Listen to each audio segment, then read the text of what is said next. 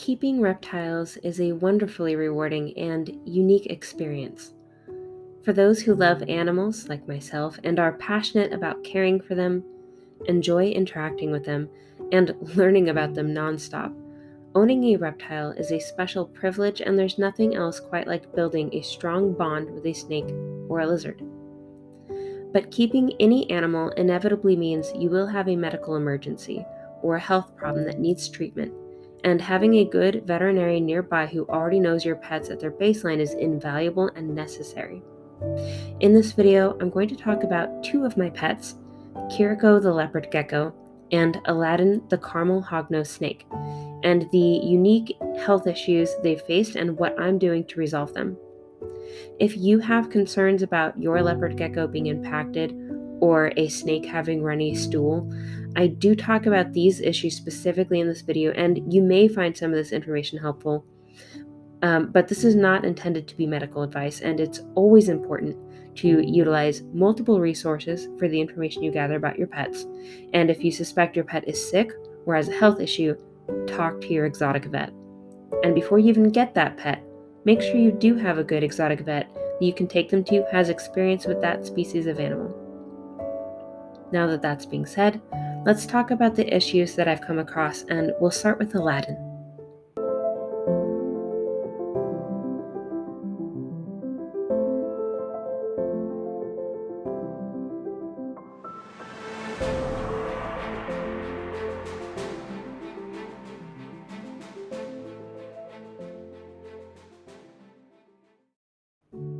Some of you may already know from our previous videos that I purchased Aladdin and one other hognose, Akima, seen pictured here, my Conda het coral girl from J&C Hognoses. Shortly after receiving these two little guys, we actually noticed that Akima had stuck shed on her head, including at least one of her eye caps. This was not ideal, but we could understand it could be missed, and we didn't notice it the first few days ourselves. We resolved that easily on our own by giving her a few warm baths and assisted her in removing the shed. She's doing great, she's a healthy eater, and we're keeping an eye on her to ensure her next shed goes smoothly. Aladdin had a different, more concerning issue that became apparent after we'd had him for a few weeks. He defecated the same day we got him, and we didn't think much of it at the time. Then he defecated again the next day, and then again 2 days later. Like most reptile keepers, we do not feed our snakes for at least 4 to 5 days after receiving them, and generally you do not want to transport a snake soon after it's eaten either, because you risk regurgitation, which is a stressful and potentially dangerous issue for snakes. I will provide 2 links in the description to guides by Ship Your Reptiles and regardingreptiles.com on shipping snakes for those interested. So it was strange that he was pooping at all, and even more strange when we realized his stool was much more runny than our other hognoses, and the urates had a very definite green tinge to them. We researched what green stools could mean, what it meant that he was pooping a lot. We found that green urates from a snake can be perfectly healthy and normal. Sometimes it could just be that they have been fasting for a while and are using fat reserves, but it could also indicate an infection internally. Since he was eating just fine, was not lethargic, and quite the opposite actually, and looked completely healthy otherwise, we decided to give it some time to see if, after he had had a few meals and had settled in, if his stool cleared up. But after a couple of weeks, it still hadn't. He was still pooping a lot, and the poop still had a greenish tinge to it, and we became worried it could be something more severe. So we took Aladdin to the vet. Our wonderful exotic vet, who I cannot say enough good things about, kept him for a few hours of observation, hoping they could get a fecal sample for testing, but were unable to. Fecal tests require relatively fresh samples, and if you aren't able to get a sample to your vet within 1 to 2 hours of defecation, or within 12 hours if refrigerated in a plastic airtight bag, the sample may be no good by that point. And this information may vary depending on who your vet is, so make sure to ask them if this is a good timeline rather than relying on this video. Our vet, who you can see here giving us a demonstration with a first dose of medication, was able to determine with some imaging that Aladdin had some gas in his stomach. So she prescribed some medication to help with that, which would also act as a gentle antibiotic in case it was an infection, and we took him home. We gave it to him once every 3 days and repeated this 4 times, and his stool is, thankfully, finally normal.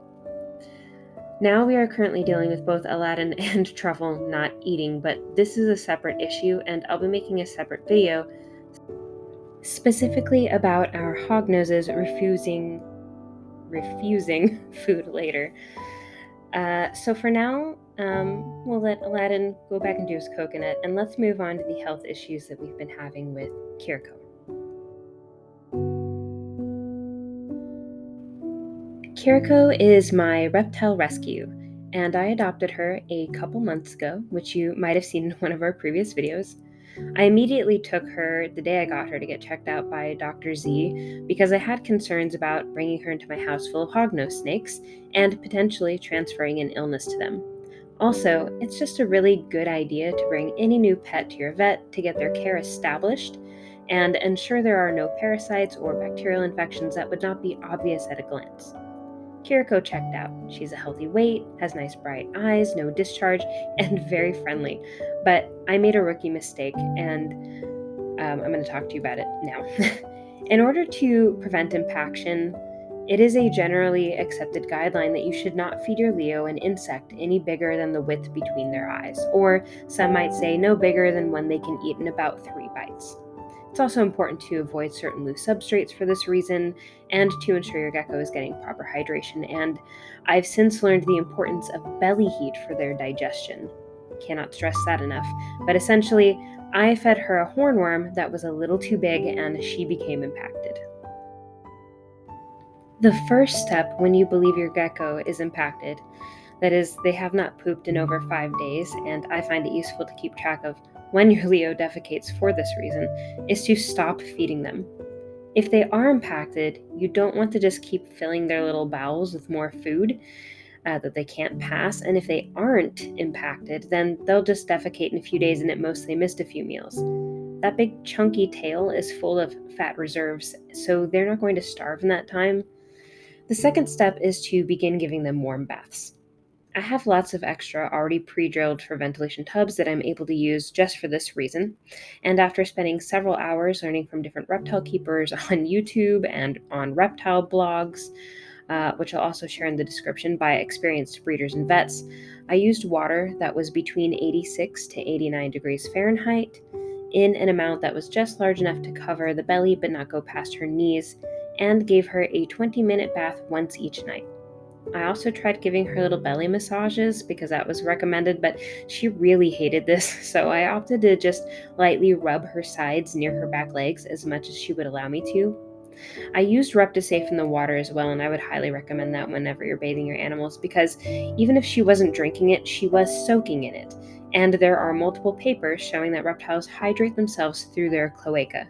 Or as Dave Kaufman put it one time, they drink with their butts. You can also give them a drop or two of extra virgin olive oil during their baths, which I did, by putting a tiny bit on your finger and then touching it to their bottom lip. Careful not to get it on their nose, as that could prohibit their ability to breathe, and then having them lick it off. This may lubricate the intestinal passage and help the blockage pass in a safe way. If after 3 to 4 days of fasting your Leo and giving them warm baths with some olive oil, you still don't see stool, it's time to take them to the vet. And if you think it may take a few days to be able to get in, depending on how busy your vet typically is, call them as soon as you notice the issue before you even start giving the baths and get that exam scheduled ahead of time because impactions are serious and can become a life or death situation, and you don't want to wait on that.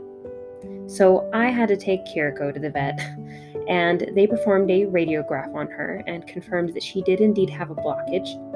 It was recommended that I continue with the baths, and I was given a prescription of lactulose, which is a gentle stool softener to help her pass the hornworm. Literally the very next day, she had the biggest poop I had ever seen, and I have never been so happy to see poop in my whole life. Now, I wish I could say that was the end of it, but ever since then, Kiriko has been having trouble digesting and passing her food.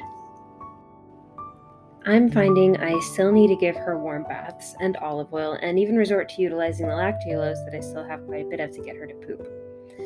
This has been continuing for a couple of weeks, and eventually I came to the decision that something has to be off with my husbandry because this is not a normal issue, and I was being extra careful not to give her insects that were too large. If anything, I've been underfeeding her. So I've spent days, hours and hours and days looking into why she might be having this problem and concluded that the missing factor for her is belly heat.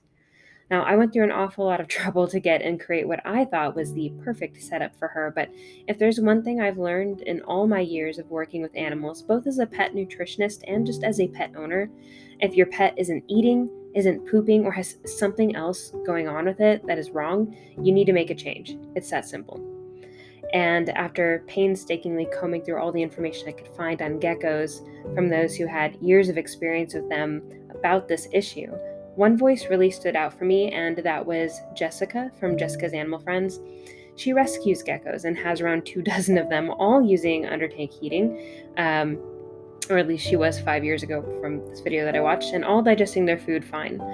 I've recommended her videos for leopard gecko owners before, and I'm gonna do it again because her video titled Heat Mat versus Heat Lamp, which I will link in the description below, helped me make the decision to move Kiriko into an enclosure where I could heat her from below and hopefully help her digest her food properly.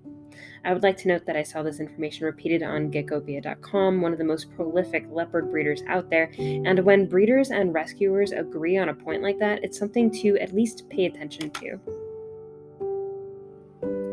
I just would like to quickly say that I know there is a lot of back and forth about under tank heating versus overhead heating, depending on who you ask, and I'm not here to tell you which one to use for your leopard gecko or any other reptile.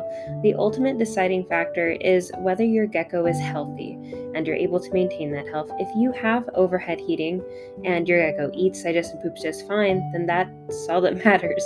I made this change because mine is not doing these things just fine, and while I personally preferred deep heat projectors for my reptiles, that wasn't working for her. That's what she had. So for now, I have her in a 36-quart tub with heat tape, which I have hooked up to a thermostat with probes, which is a must, by the way, for all reptiles, that I will say, that require a heating element. You have to have a thermostat.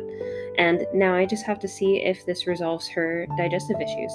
So I will provide an update at a later time because right now it's too soon to tell if this is going to take care of those problems. And I'd also like to point out that heat tape is not like a heat rock, nor is it even really like a heat mat.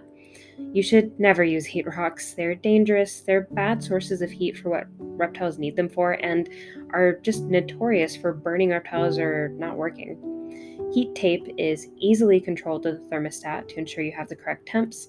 It's used by breeders and keepers globally without issue and provides more uniform heating over heat mats. And undertake heating has just been used for decades by folks who have kept, bred, and raised healthy, long-lived snakes and lizards. I know that just because we've done it forever is not an argument, but the fact that it has worked so well kind of is.